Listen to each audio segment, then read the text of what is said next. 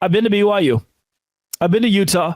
I've been to UCF. I've been to Baylor. I've been to TCU. I've been to a lot of universities across the Big 12 to watch college football games. But I don't think any of them compare to Iowa State, Jack Trice Stadium, Ames in one major category: magic. That is the most, like, from step one. So here's how the process went. On Monday, game week, it's like, dang, Farmageddon's on. I start picking up the phone. Jamie Pinkerton, softball coach at Iowa State, was like, hey, let's get you hooked up. Parking pass, tickets, anything we can do. Iowa State, we're going to help take care of you. So he gave me his own personal tickets in the coaches section. Unbelievable view. Then I find out real fuel is going to be 10 degrees, bundled up. Call the athletic department. Within, when I tell you there have been a couple universities I've tried to work with, hey, I would love, campus visit, would love to cover you, would love to give you extra exposure. I know it's not much, but number one Big 12 podcast, if that means anything to you. And I get no's. Iowa State, in the span of 3 days, was like, yeah. What do you need? What can we do? From the coaching staff in their athletic department to their actual athletic communications staff. Easiest process that I've been a part of getting to a campus just to see what they have to offer to college football. And then when you get there and you see people are tailgating, I'm looking 100 yards away and their breath is freezing in the air. As the cloud of breath, the moisture of breath goes into the air, it just crystallizes and then falls to the ground. It was that cold.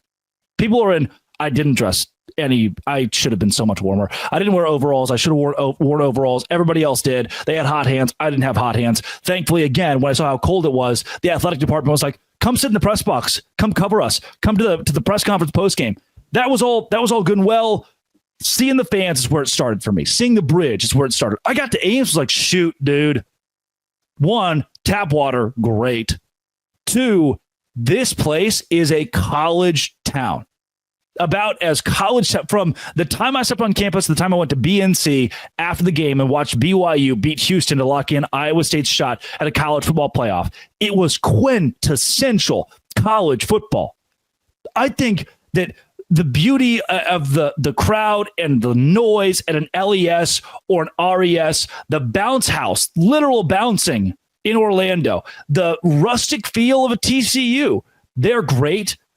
But walking into that stadium, just the name itself, Jack Trice, and what that means, seeing those people tailgate. I know there are a lot of Big 12 fan bases that would go through that kind of hell in the weather to tailgate, but seeing those people and the way they did it, like it was nothing.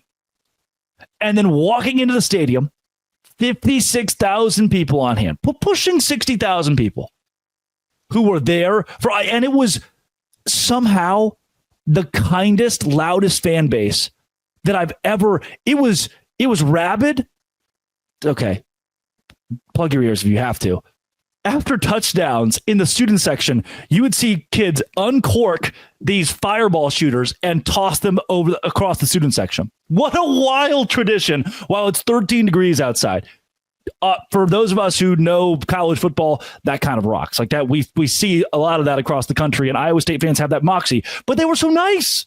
They're like, everybody, the stadium looked partially empty in areas. It wasn't empty. It was just by virtue of everyone is crowding together as close as physically possible just to feel warmth.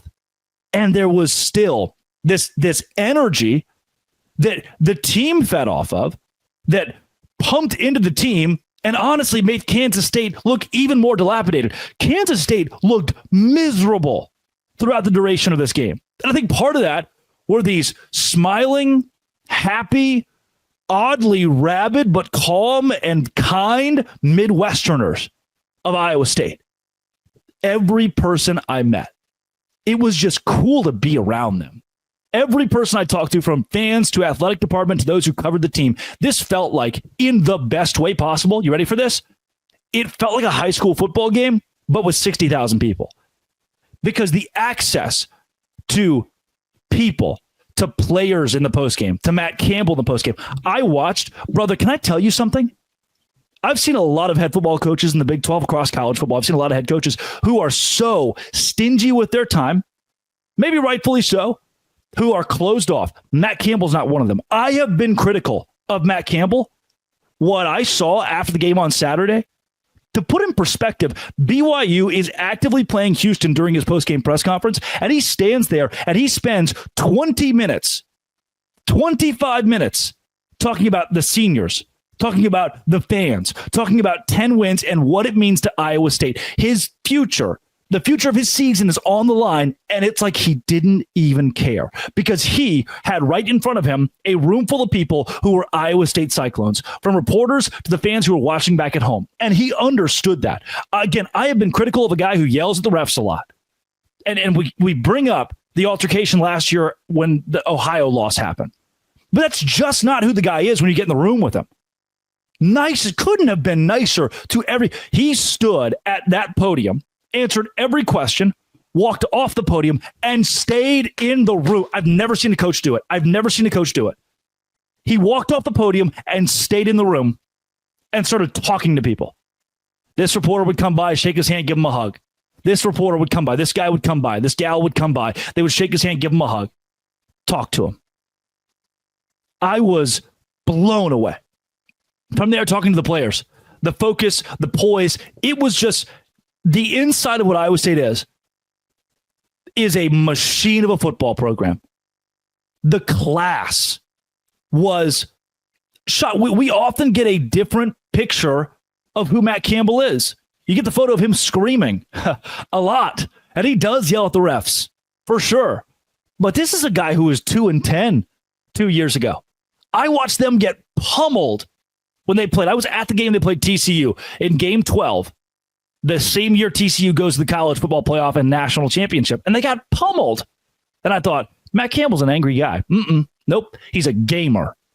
Matt Campbell's a guy who takes it seriously and who's built a program that, buddy, I just want you to think back to 10 years ago, how bad Iowa State was. They were an afterthought in football, and he has made them a college football playoff contender. They talk about Hilton magic. There was some Jack Trice magic. I had the biggest smile on my face looking around that stadium at everybody who was just freezing cold, but had this Midwestern charm and was so excited for history.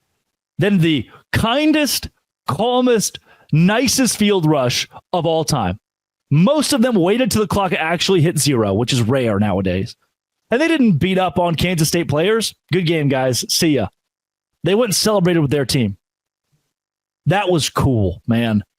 My whole experience, from boulders to the game itself, to the fans, everything about Ames, Iowa is awesome. It's a place that I left and said, I'd live there one day.